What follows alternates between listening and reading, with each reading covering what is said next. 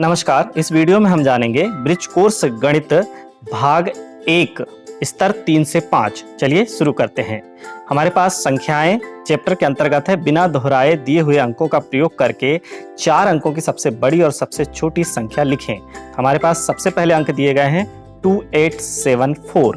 तो इनसे बनने वाली सबसे बड़ी संख्या के लिए हमें सबसे बड़े अंक को सबसे पहले लेना पड़ेगा। सबसे बड़ा अंक है 8, उससे छोटा है 7, फिर छोटा है 4 और फिर छोटा है 2। तो सबसे बड़ी संख्या बनेगी 8742। इसी प्रकार सबसे छोटी संख्या के लिए सबसे छोटे अंक को हमें सबसे पहले लेना पड़ेगा। तो सबसे छोटी संख्या बनेगी 2478। सबसे छोटी संख्या क्या बनेगी? 2478। इसी प्रकार दूसरे अंक है हमारे 9741। 9741 को जैसे ही हम सबसे बड़ी संख्या बनाना है तो सबसे बड़े अंक को पहले लिखेंगे। तो क्या लिखेंगे? 9741। इन्हीं अंकों से बनने वाली सबसे छोटी संख्या बनेगी 1479। अब लेते हैं हम 4750। इसमें सबसे बड़ी संख्या के लिए हमें सबसे बड़े अंक को लिखना पड़ेगा। तो बनेगी संख्या 7540। लेकिन जब हम सबसे छोटा अंक बनाएंगे तो हम शून्य से संख्या को शुरू नहीं कर सकते, इसलिए शून्य को दूसरे स्थान पर रखा जाता है। ध्यान रहे, शून्य को दूसरे स्थान पर रखेंगे। सबसे पहले हम लिखेंगे 4057। 4057 को सेकंड स्थान पर रखा। अब हमारे पास संख्या है 5407 से बनने वाली सबसे बड़ी संख्या हम बनाएंगे। सबसे बड़ी संख्या पुनः आएगी 7540 और सबसे छोटी संख्या के लिए पुनः हम लिखेंगे 4 को पहले स्थान पर, दूसरे स्थान पर 0 को और तीसरे स्थान पर 5 और चौथे स्थान पर 7। तो संख्या पुनः बनी 4057। चलिए अब लेते हैं कार्यपत्रक 2। 5 अंकों वाली कोई 5 संख्याएं लिखकर उनके नाम लिखिए। तो हमारे पास पहली संख्या दी हुई है 32205 से शब्दों में लिखा हुआ है 32205।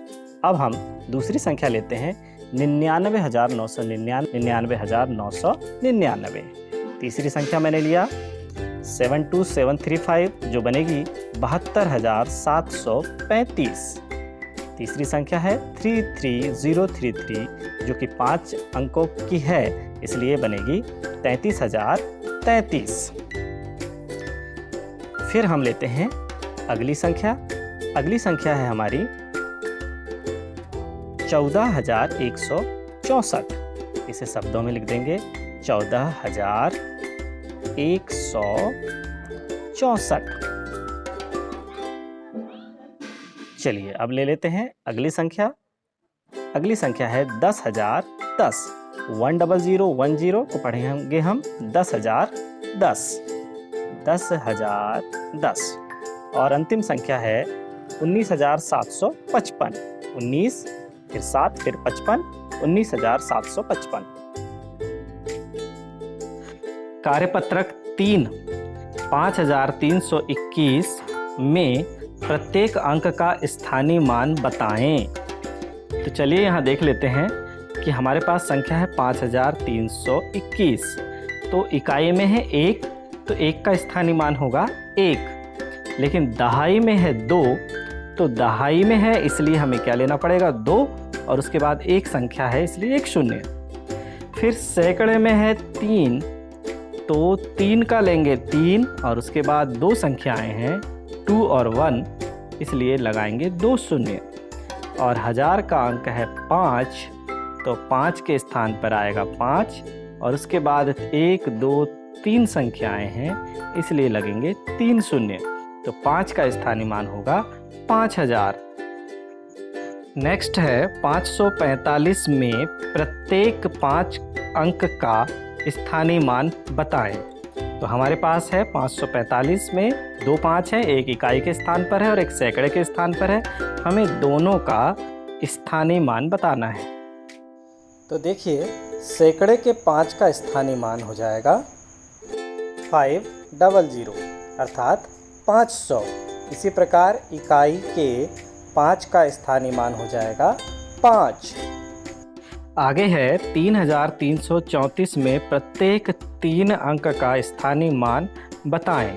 तो यहाँ पर 3 जो है वह 3 बार आया हुआ है, दहाई में, सैकड़े में और हजार में। तो दहाई वाले 3 का स्थानीय मान क्या होगा? 3 और इकाई के स्थान पर 0, तो 30। सैकड़े वाले 3 का स्थानीय मान क्या होगा? 3 और इकाई दहाई के स्थान पर 0, तो 300। और हजार वाले 3 का स्थानीय मान क्या होगा? 3 और इकाई दहाई सैकड़ा के स्थान पर 3 शून्य, तो हो जाएगा 3000। इसे आप अपनी नोटबुक में स्वयं हल करेंगे। चलिए लेते हैं कार्यपत्रक 4। अब हमें इन्हें विस्तारित रूप में लिखना है। 586 है हमारे पास, जिसमें 5 का स्थानीय मान है 500, 8 का स्थानीय मान है 80 और 6 का स्थानीय मान है 6। तो हम इन तीनों का जो योग होगा उसे लिखेंगे 586। तो हुआ 500 धन 80 धन 6। इसी प्रकार दूसरी संख्या है हमारे पास 796। 796 में 7 का स्थानीय मान 700, 9 का स्थानीय मान 90 और 6 का स्थानीय मान 6। तीनों का योग होगा 796। अब लेते हैं 856। 856 में 8 का स्थानीय मान 800, 5 का स्थानीय मान 50 और 6 का स्थानीय मान 6। तो तीनों का योग होगा 856। इसी प्रकार 905। 905 में 9 का स्थानीय मान 900, 0 का स्थानीय मान 0 और 5 का स्थानीय मान 5। इस प्रकार बना 905। इस तरह से हम संख्याओं को विस्तारित रूप में लिखते हैं। कार्यपत्रक 5, संख्याओं को आरोही क्रम में लिखें। आरोही क्रम में लिखना है, हमें संख्याएं हमारे पास। हमें जब इन्हें आरोही क्रम में जमाना है तो हमें यह देखना है कि सभी संख्याएं 3 अंकों वाली हैं।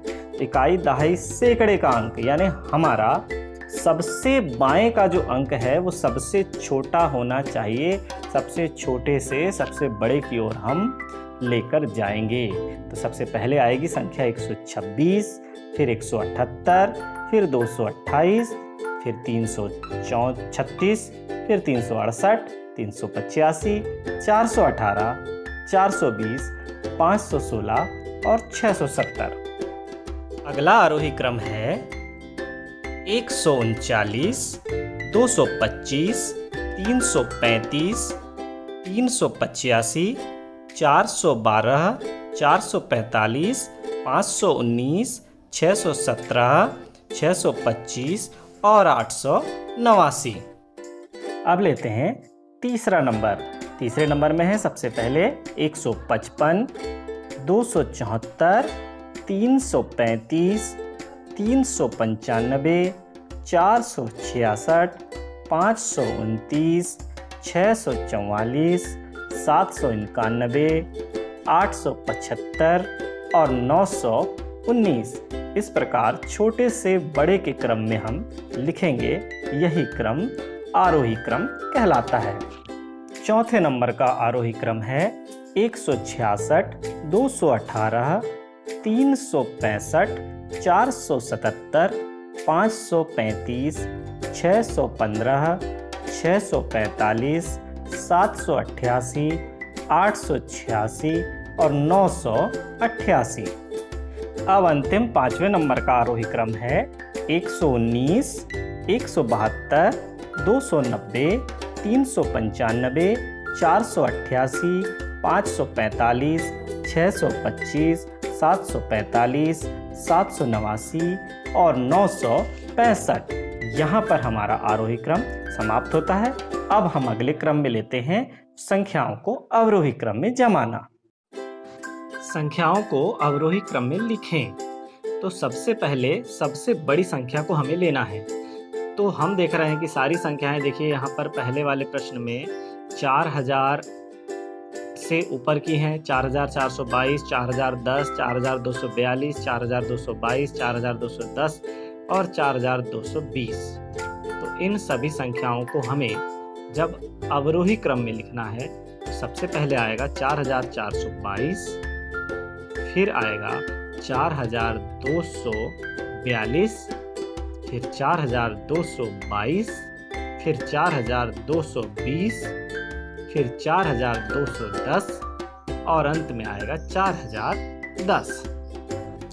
दूसरे नंबर में सबसे बड़ी संख्या है 8999। तो तो उसे हम सबसे पहले लिख देंगे। उससे छोटी संख्या है 8,980, फिर है 8,900, फिर 7,990, फिर 7,909 और अंत में 3 अंकों की संख्या है 799। सबसे बड़ी संख्या है 2,980, फिर उससे छोटी है 2,949, उससे छोटी 2,942, फिर 2,442, फिर 2,440 और अंत में आएगा 2,422। इसी प्रकार चौथा, पांचवा, छठवां, सातवां और 8वां सवाल को आपको स्वयं करना है। सबसे बड़ी से सबसे छोटी के क्रम में जमाना है, अवरोही क्रम में जमाना है। आज की क्लास हम यहीं समाप्त करते हैं। धन्यवाद।